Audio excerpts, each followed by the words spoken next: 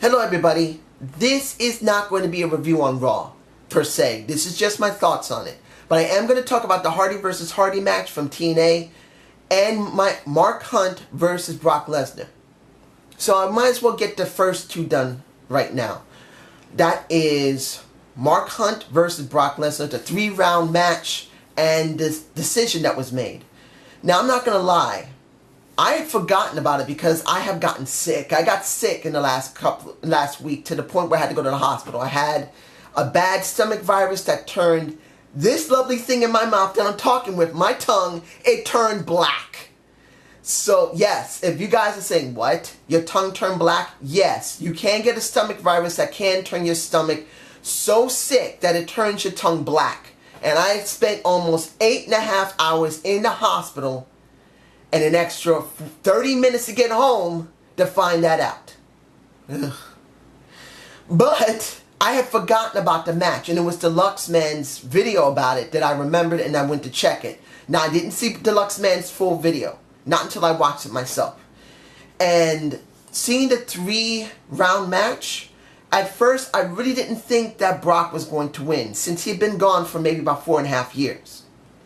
But he held himself pretty well. And he won by decision. He rode Mark Hunt's ass to the ground in the first match and in the third match. The second match, even though he didn't really hit him, he did block a lot of his moves. That's the way I saw it. So I think Brock did a pretty good job. And he was really humble at the end of it. Unlike the last couple of matches he had before he left the Octagon, this one he was very kind and very respectful. And I had forgotten that he married Sable. I had completely forgotten he married Sable. And when I saw it, I said, damn, he's married to Sable. And I said, oh yeah, he did marry her. Which is okay with me. They got 2 kids. He's happy with 4 kids. 5 kids, actually, because he adopted Sable's daughter, if I'm remembering correctly. But anyway, I enjoyed that match. It was cool. Now, Hardy versus Hardy on TNA's, what was it, Final Resolution? Or, I think that was the name of it. Well, the final deletion of Matt Hardy to Jeff Hardy. Damn. Damn! It's obvious they bit off of Lucha Underground and they went overboard with it. But in this case, I didn't want to have a total bite off of Lucha Underground. I didn't.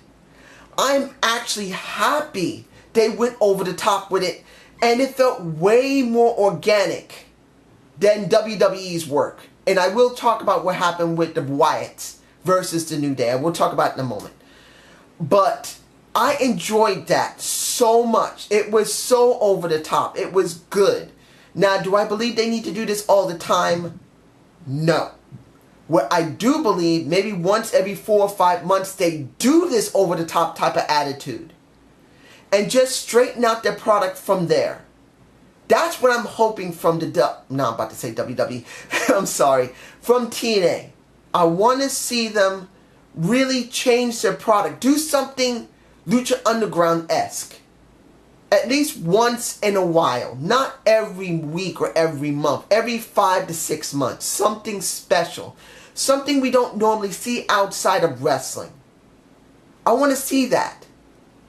Now, I did see Deluxe Man talking about that match, and he didn't like it. He said it was more like they can't still figure themselves out. Look, I'm saying this for myself, and if Deluxe Man does see this, I can understand if he doesn't agree.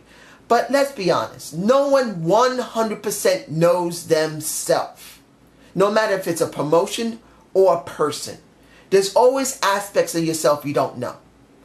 And I believe with TNA, yes, they have had bipolarism a lot. But it's understandable that they're trying to figure out what's the best thing to do. And it's not always going to work. And they're not always going to know themselves. And when they do, they tend to forget. Like a lot of people do. So seeing this Lucha Underground type of match and type of spectacle doesn't detract from who they are. They've always been different. They've always tried to find who they are. And in a sense, let's be honest. TNA is bipolar. It never knows who it is. So that's his personality. It has no personality. It's constantly changing. It's like having multiple personalities.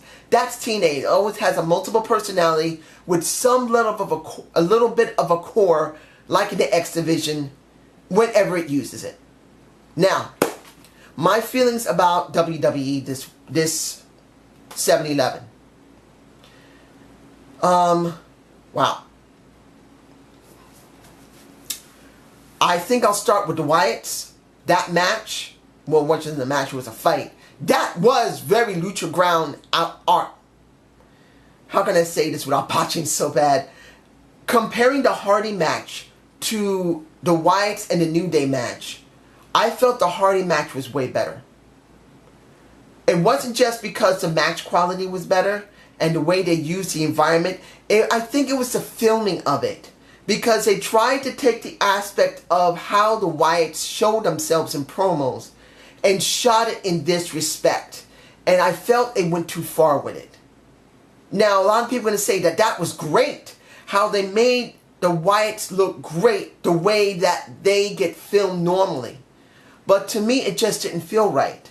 Because they went too far with it. It would have been better if they had done a long shot and kept the flickering like the old 20s and 30s type of television or movie reels used to be.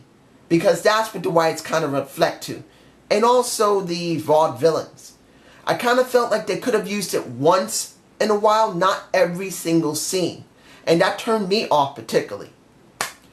Seeing that Sasha is having her moment, it looks like she's going to be going after the title, kind of makes me kind of concerned because are we going to, at the brand split, I'm saying bland, I'm kind of confused about it. So maybe it is blandish, this match, because it kind of was bland. But you wonder, are we going to keep the women's title by itself or are we going to have the women's and divas title? Because if we're going to break the brands in half, they're going to have titles. And the women are not going to have only but one title. And that is going to be the women's championship. Unless they're going to have women's tag matches, which they don't have enough women for that. So they're going to have to do the divas title back. Unless the women's title is going to go back and forth from brand to brand. And that kind of makes me wonder what's going to happen with the World Championship. And the WWE Championship. Are we going to have both? Now I said when they got the unified title done, they were going to bring back the World Championship. Which it looks like it may happen. And it looks like it might be on SmackDown. That's just my feeling about it because really notoriously, SmackDown always had the mid-card title. So seeing it there would be smart. I don't know who's going to go there. Will it be Rusev on SmackDown or The Miz? But seeing that in the beginning of the show, Darren Young won his match, I'm really happy about. I really thought it was going to be Baron Corbin. And a lot of people are going to say, and I'm justifying, they've given huge amount of time to Baron Corbin. Why in the blue fuck would they give Darren Young some time? Well, it's because of Bob Backlund. And I say this clearly, and I say it again and again.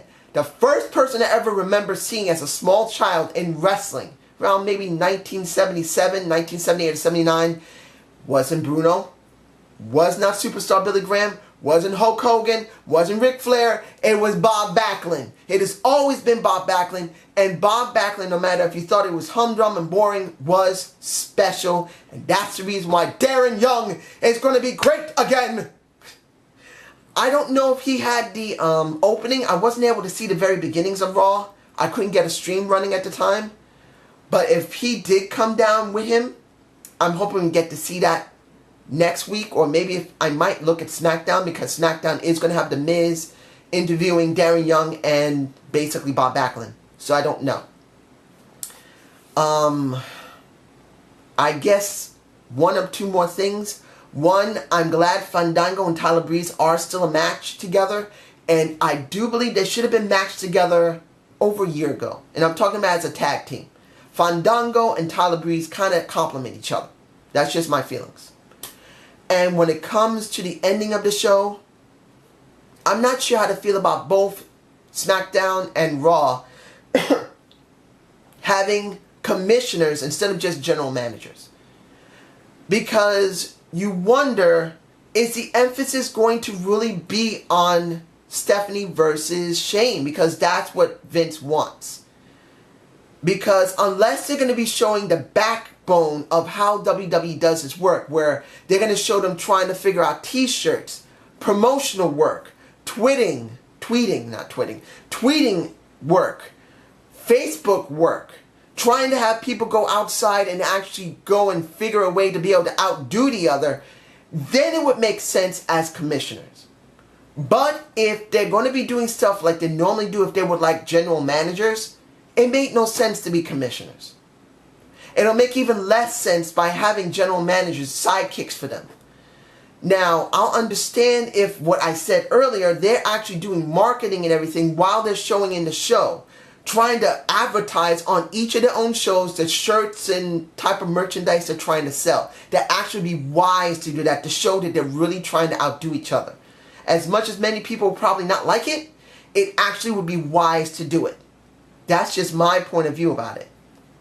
But who do I believe will probably be the general managers of Raw and SmackDown? Because we got Stephanie as Raw and Shane as SmackDown.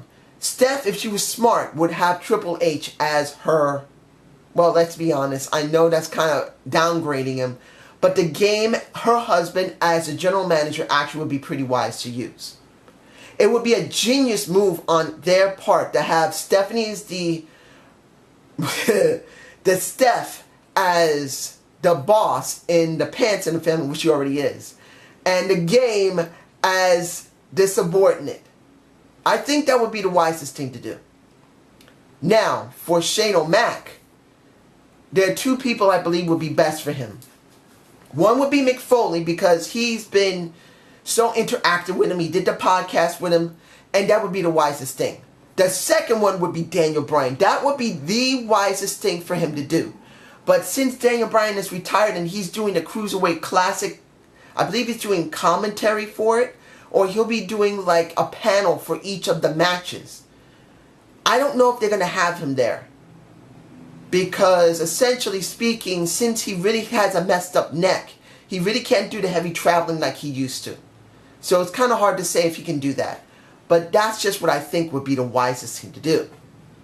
Now you guys tell me down below how you feel about what I said about Brock, what I said about Hardy versus Hardy, and about my thoughts of the aspects of Raw. And I'm still not going to give my feelings about if Raw was good or something. I'm not doing that right now.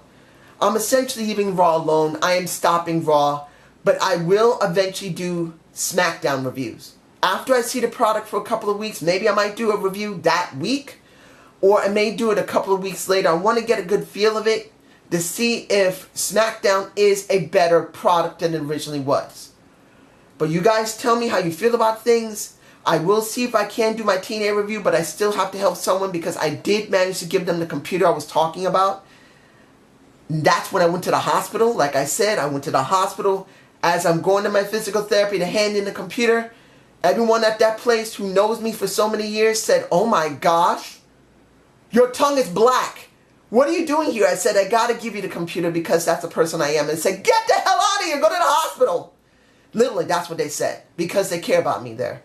So I still got to talk to the lady, see if everything's all right with the computer. That's just me, guys. You guys have a good day and have a good night. Tell me how you feel about what I just spoke about. And have a safe good night.